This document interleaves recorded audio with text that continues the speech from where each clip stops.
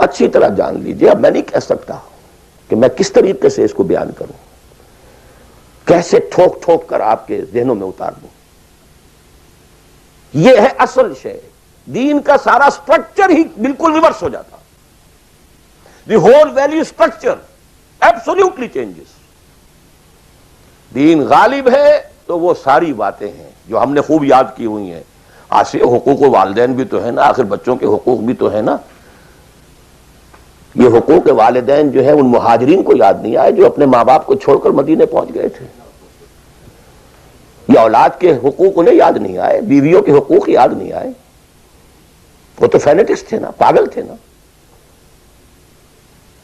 مدینے کے منافقین نے انہیں سفہاء کہا تھا، بے وقوف لوگ ہیں یہ۔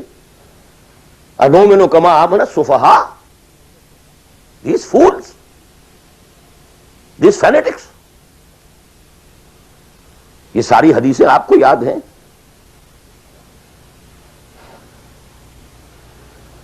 فرق ہے، اسلام غالب ہے تو مسئلہ کچھ اور ہے۔ اچھا کھائیں، اچھا پہنیں، نوافل ہے، نوافل پر نوافل ہے، جتنی ترقی کیجئے، دنیا میں کرنا چاہیں دنیا میں کیجئے، روحانی ترقی کرنا چاہیں روحانی ترقی کیجئے، سارے میدان کھلے ہیں۔ علم میں، پروفیشن میں، کسی خاص فن میں ترقی کرنا چاہے کیجئے۔ دین غالب نہیں ہے، اور آپ خود 50%، 60%، 70%، 90% کافر ہیں،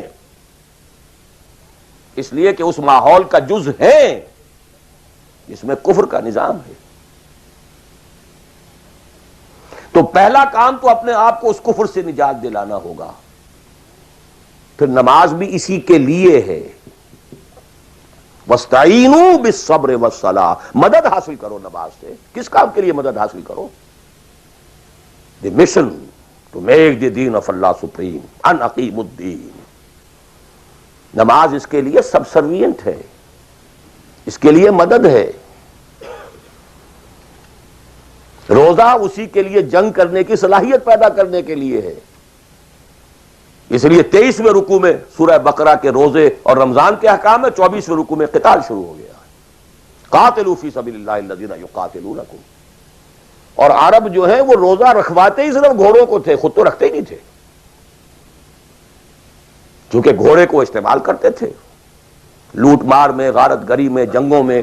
اور گھوڑا ہے نرم نازک مزاج جانور، پیاس برداشت نہیں کر سکتا، بھوک برداشت نہیں کر سکتا، اونٹ تو کر جاتا، چاہیے تھا انہیں گھوڑا، لہذا گھوڑے کو عادی بناتے تھے دھوپ کا، پیاس کا، بھوک کا، تاکہ ایسا نہ ہو کہ اہم مارکے کا وقت اور گھوڑے صاحب جواب دیے بیٹھے ہوں تو سوار کیا کرے گا۔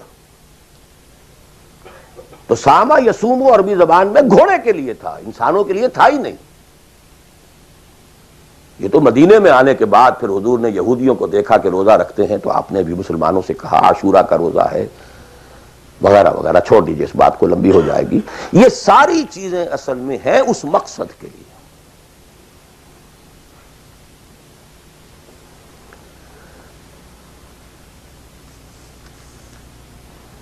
اب دیکھیے کہ اب پریکٹیکلی ہم آتے ہیں ایک مسئلے کے اوپر۔ آئی ہوپ میں اس سے زیادہ میں کر نہیں سکتا، میرے لیے ممکن نہیں ہے کہ میں اپنے احساسات کو جیسے کہ میرے ہیں آپ تک منتقل کر دوں۔ اور میں جانتا ہوں ایسے لوگوں کو جو 30 برس سے مجھے سن رہے ہیں اور یہ ساری باتیں سن رہے ہیں اور ٹس سے بس نہیں ہوتے۔ زمیں جنبد نہ جنبد گل محمد، ان کا وہی کانسیپٹ ہے، اس لیے کہ یہ کانسیپٹ 1400 برس میں جا کر جو ہے مکمل ہوا ہے، پختہ ہو گیا۔ 30 برس تھے خلافت راشدہ کے، اس کے بعد ڈاؤن فال، کانسیپٹ سٹارٹڈ چینجنگ، دین مذہب بنتا چلا گیا، سارا ایمفیسس نماز روزے حج عبادت پر ہو گیا، دین کا تصور ہی ختم۔ اور پھر ہم میں سے جو لوگ غلام رہے وہ تو اتنے خوگر ہو گئے کہ ملا کو جو ہے ہند میں سجدے کی اجازت، ناداں یہ سمجھتا ہے کہ اسلام ہے آزاد۔ بہت بڑے عالم دین نے کہا تھا یہ کہ ہمیں کوئی ایسا کام نہیں کرنا چاہیے جو ہماری حکمرانوں کو، انگریزوں کو پریشانی کا موجب بن جائے، اس لیے کہ انہوں نے ہمیں مذہبی آزادی دی ہوئی ہے۔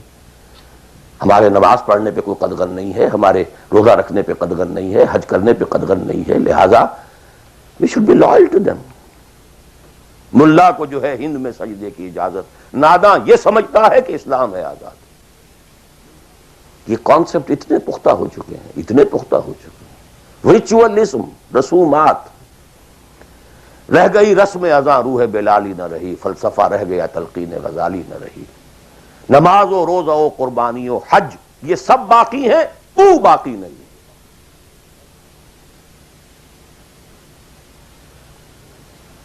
نمازیں بھی ہیں، روزے بھی ہیں، تراویح بھی ہم نے پڑھی ہے. اب موسم آ رہا، عید الاضحیٰ بھی ہوگی، قربانی بھی ہوگی، حج کے لیے بھی جائیں گے. لیکن دنیا پر کوئی اثر اس کا؟ 30 لاکھ آدمی حج کر کے آئیں گے، معاشرے پر کوئی زیرو کے برابر بھی کوئی اثر ہے؟ جو خود جا کر کے آتے ہیں ان پر کوئی اثر ہوتا ہے؟ جیسے گئے ویسے آئے. الٹا یہ کہ یہ اور کانفیڈنس لے آئے کہ پچھلے سارے گناہ معاف ہو گئے ہیں، اب اثر نو کرنے کی چھوٹ ہے. This is what is happening. اور میں اپنا 33 سال کا تجربہ آپ کو بتا رہا ہوں. اصل ڈیسائسو پوائنٹ یہ، اس کو سمجھ لیں اگر تو آپ کا پورا تصور بدل جائے گا، ویلیو سٹرکچر بدل جائے گا. لیکن نہیں تو پھر جو بھی ہے وہ ہے. اب میں ایک عملی سوال کہہ رہا تھا کہ اس میں ایک بڑا عملی سوال ہے، میں کیا کروں؟ میں ایک ایسے ماحول میں رہ رہا ہوں جس میں اللہ کا دین غالب نہیں ہے. میں نماز پڑھ رہا ہوں، روزہ رکھ رہا ہوں، میں شراب نہیں پیتا، میں سور نہیں کھاتا. چلو میں نے اپنا اکاؤنٹ جو ہے بینک میں جو ہے کرنٹ اکاؤنٹ رکھا ہوا ہے، میں نے کوئی سود نہیں لیا، نہ سود لینا چاہتا ہوں. کیا کروں؟ اکیلا چنا پہاڑ کو تو نہیں پھوڑ سکتا، پورا نظام تو میرے بدلنے سے نہیں بدل جائے گا. تو میں تو رہا پھر 40%، 50%، 60%، 70% کافر کا کافر. تو what's the way out? What's the مخرج؟ بڑی پیاری حدیث ہے وہ جس میں یہ الفاظ آتے ہیں. حضور نے فرمایا انہا ستکون فتنۃ، ایک وقت آئے گا کہ بڑا فتنہ ہوگا. حضرت علی فرماتے میں نے فوراً عرض کیا مل مخرج منہا یا رسول اللہ، اے اللہ کے رسول یہ بتائیے اس سے نکلنے کا راستہ کون سا ہوگا. یہ نہیں پوچھا کیا فتنہ ہوگا، کیوں ہوگا، کب ہوگا، کیسے ہوگا، کدھر سے آئے گا، کچھ نہیں، نکلنے کا راستہ بتائیے. بلکہ ایک اور روایت اس حدیث کی اس سے بھی زیادہ پیاری ہے کہ اصل میں حضرت جبرائیل نے کہا حضور سے یا محمد امتک بعدک،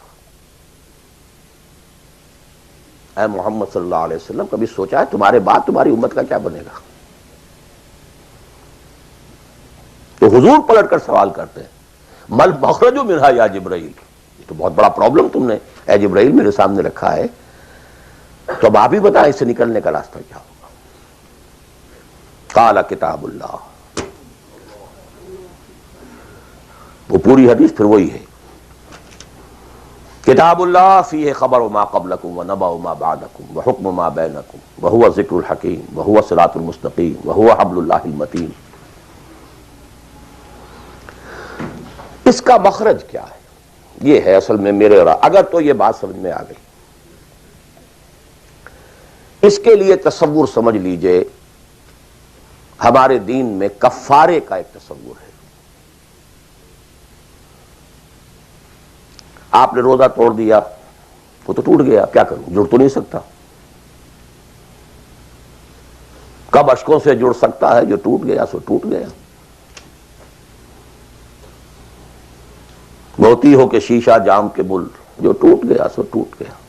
تم ناحق ٹکڑے چن چن کر دامن میں چھپائے بیٹھے ہو، شیشوں کا مسیحا کوئی نہیں، کیا آس لگائے بیٹھے، وہ تو ٹوٹ گیا. لیکن اس کا کفارہ دے دیا گیا. کفارہ ہے،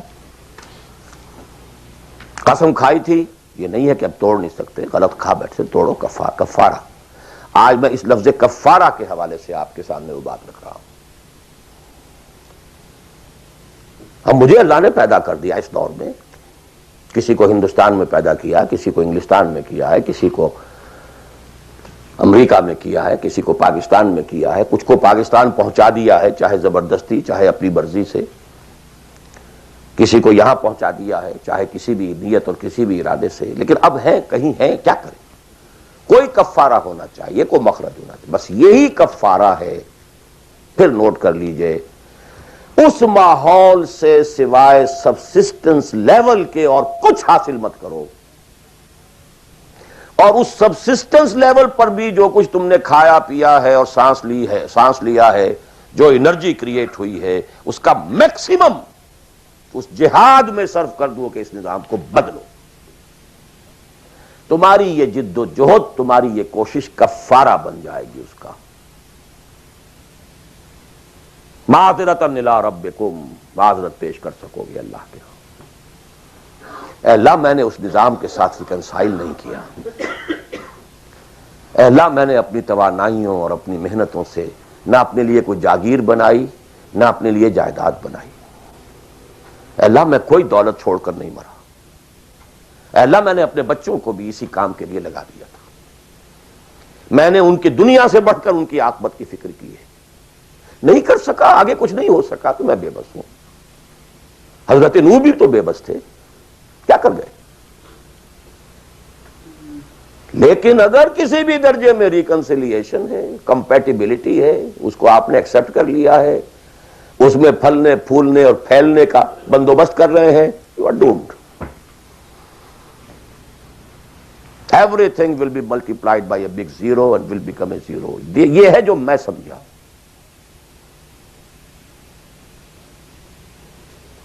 اس کا نام ہے جہاد، کانسٹنٹ فرکشن، کانسٹنٹ اسٹرگل، جان مال، ان صلاتی و نسکی و محیایا و مماتی للہ رب العالمین۔ میری زندگی کا مقصد تیرے دین کی سرفرازی، میں اسی لیے مسلمان، میں اسی لیے نمازی،